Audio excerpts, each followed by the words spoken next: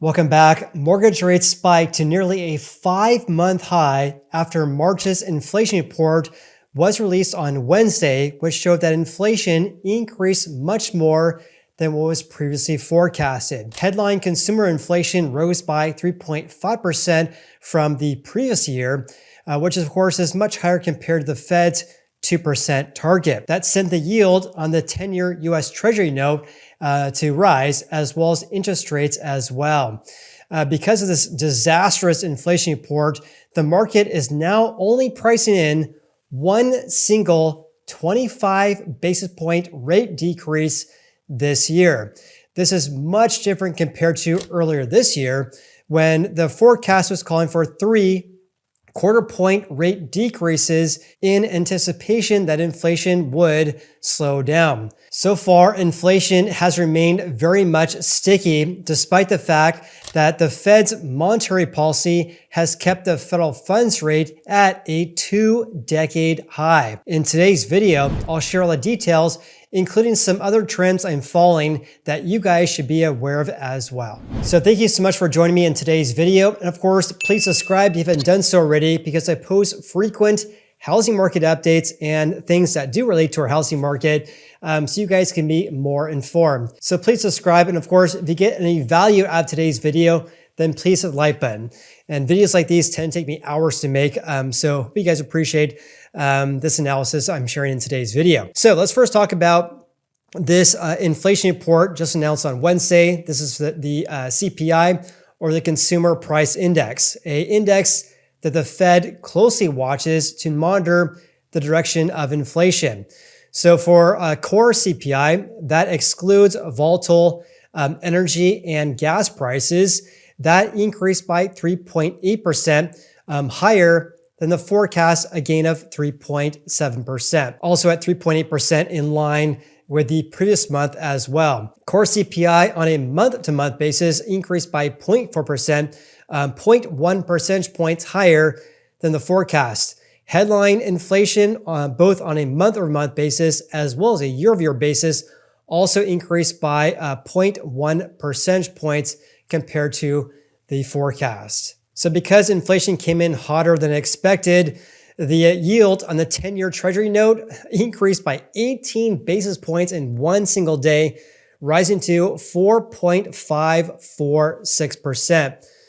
More or less the highest levels we've had going back to approximately November last year. And according to the Mortgage News Daily as of today, which is Wednesday, it says this is basically the worst day for rates since October 2022. They're talking about the rise in rates as of today. So it says rates surge at a pace seen only one other time since October 2022. The average lender, this by the way is a survey. They basically asked a lot of lenders across the nation, what is your best rate for an average 30-year fix for people with great credit buying their first house, a house they want to live in other words, it's not an investment property, and you have a credit score of 780 or higher, and on top of that, you have a down payment at 25%.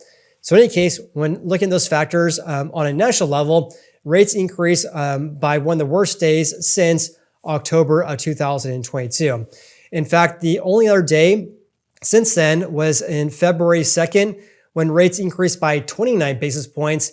And today, they increased by 28 basis points, or 0.28 percentage points. It goes on to say there just aren't many past examples of when rates rose by more than a quarter of a point in one single day. Before COVID, it happened one other time in the past decade. This is exactly what they mean, because as of today, the average 30-year fix, again, for people with great credit, increased to 7.34%. This morning, that rate was at around 7.29%, because the yield kept increasing for the 10-year Treasury. That's why it got adjusted. Sometimes they adjust it. So 30-year fix is at 7.34%. Jumbo, 7.5%. FHA and VA loans is around 6.7%. This is nearly a nearly a 5-month high for a 30-year fix, because the last time rates were this high was way back in November 20th last year. Additionally, ever since really mid-December last year, we've been having this kind of upward trajectory regarding rates, and a huge increase today, rising to 7.34%, about 84 basis points higher compared to a year ago when we were sitting at a rate at 6.5%. Now, because of this, I would say disastrous inflation report announced on Wednesday, the odds of a future rate hike just got extended. I mean, just like I mentioned at the very beginning of this video, back in January this year and the last part of last year, everyone was talking about how rates were going to get down to 5.5%. We're going to see a rate cut in March this year. And here we are in April with no signs that the Fed is going to cut rates anytime soon. So, don't take my word for it. Here's a look at the CME FedWatch tool, a really good website. And of course, I'll provide a link to all my articles I'm sharing in today's video, just like I do for all my videos. This is a tool which looks at the street's forecast for future rate hikes and decreases by the Fed. So the next meeting by the Fed is actually on May 1st, so about 1 month from now. So there is a 99.7% chance that the Fed will pause any rate hikes or decreases in their next meeting. So keeping rates at around 5.5%. Now, this is much different compared to about 1 month ago. So 1 month ago, the odds of a rate decrease by 25 basis points, going from 5.5 to 5.25%, was at 23%. And now it's at 0.3%.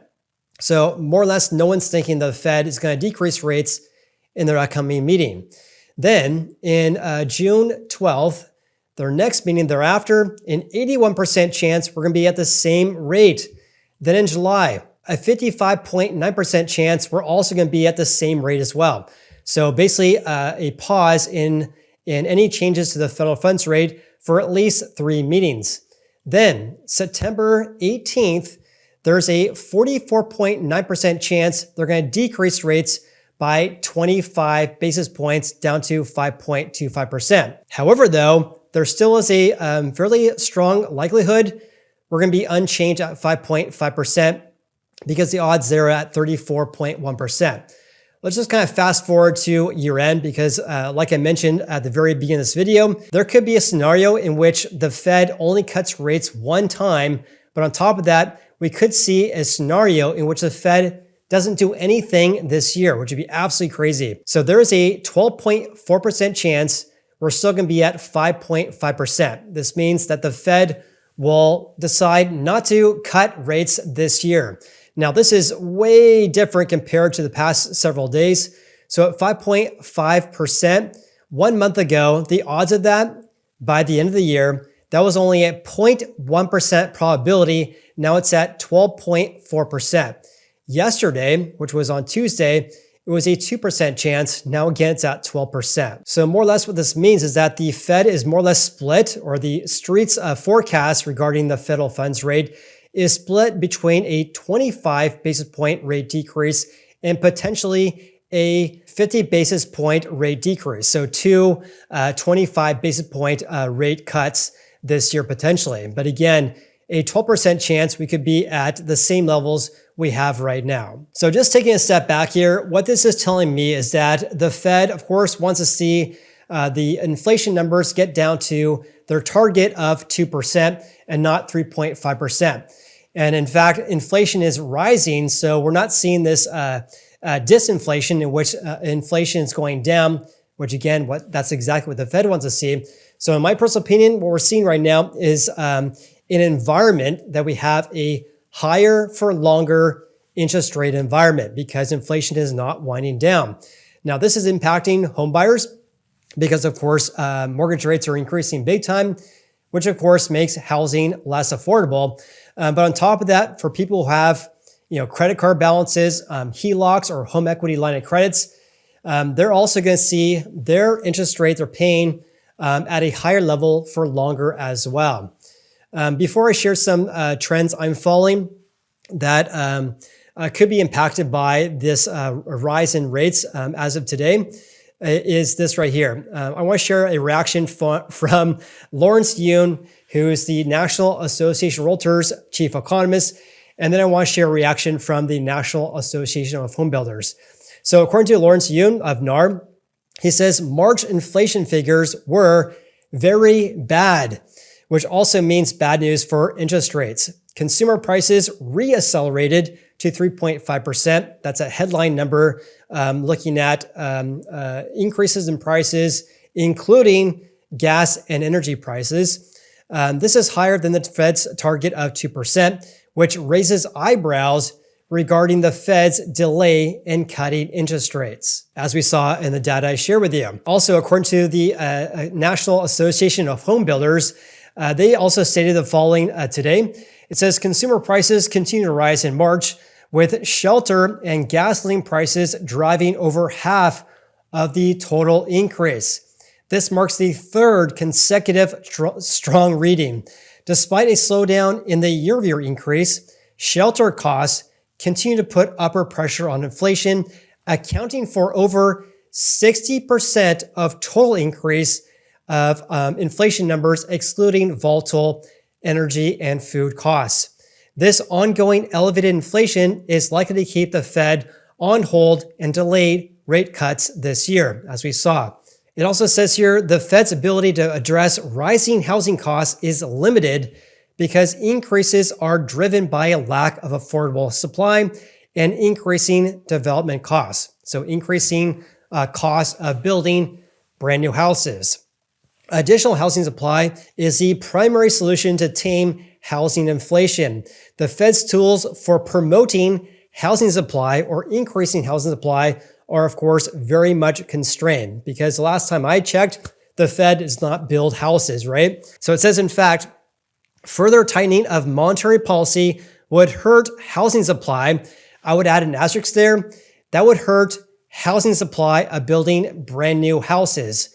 It would not hurt housing supply of existing houses because if we see rates at 7.3% or above 7%, that would decrease home buying demand, which means that it will take longer for existing houses to sell. And therefore, as more houses get listed for sale, inventory levels will rise, kind of like this, what we saw back in 2022.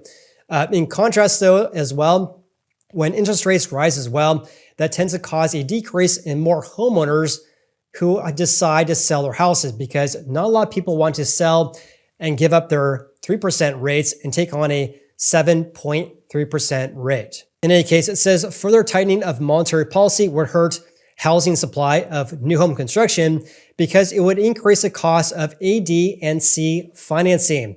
That is, acquisition, development, and construction costs. Because, of course, some home builders use a lender in order to build houses and, of course, to acquire land as well. So I actually agree with them regarding making housing more affordable is to increase supply. We need to see more houses being built. We need to see more people deciding to list their house for sale. And an increase of inventory levels is frankly very much needed if you guys want to see housing become more affordable. Because it seems that the Fed is not going to cut rates anytime soon, then here's some things that I'm closely following that you guys should also be aware of as well, because we're seeing further constraints for the average American right now, is kind of like what we're seeing. This is according to Fred, and the source here is the Fed. This is a revolving consumer credit, which is more or less credit card balances.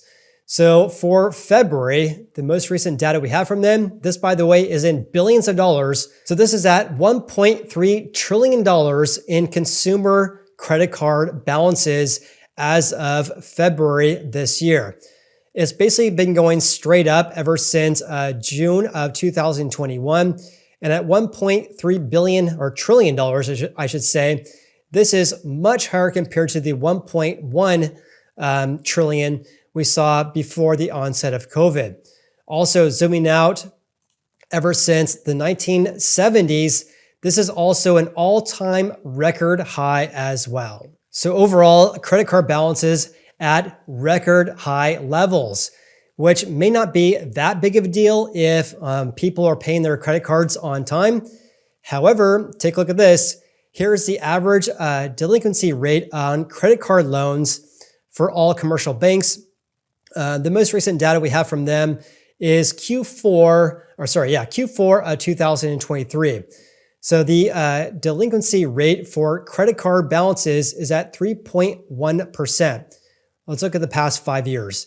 It's basically been going straight up ever since Q1 of 2022.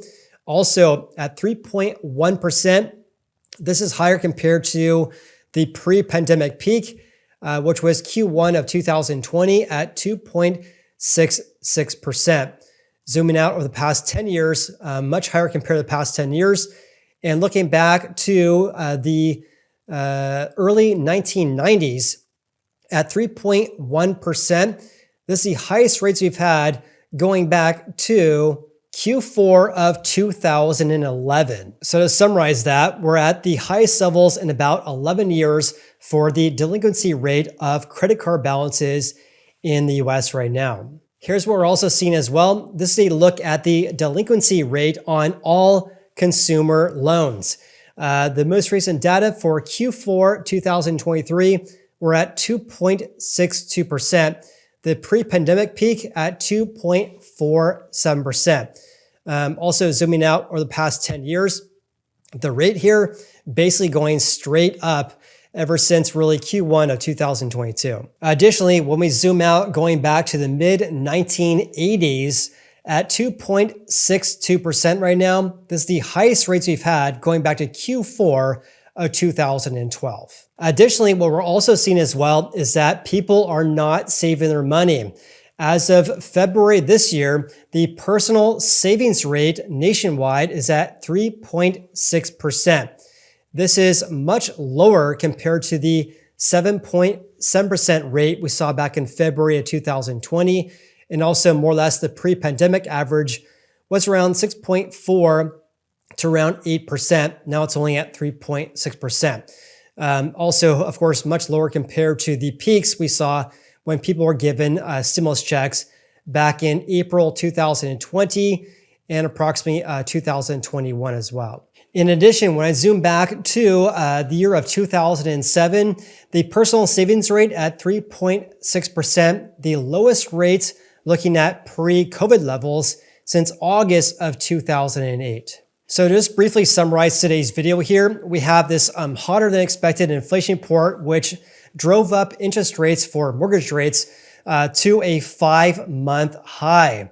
On top of that, because inflation is not winding down, the Fed is not going to decrease rates anytime soon. On top of that, we could be in an environment in which we only see 1 or 2 rate decreases by the Fed this year.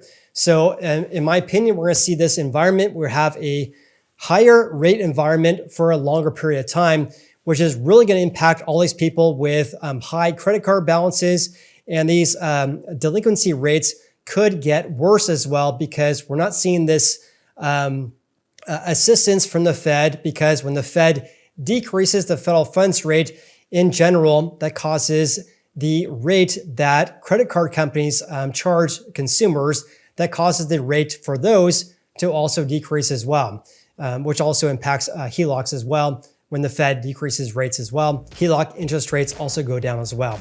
But what's your biggest takeaway from today's video? I appreciate you guys watching today's video. Like and subscribe. And of course, if you guys want a real estate agent referral, check out my link below, which is realestateteamfinder.com. Hope you guys have an awesome day and look forward to seeing you on the next video.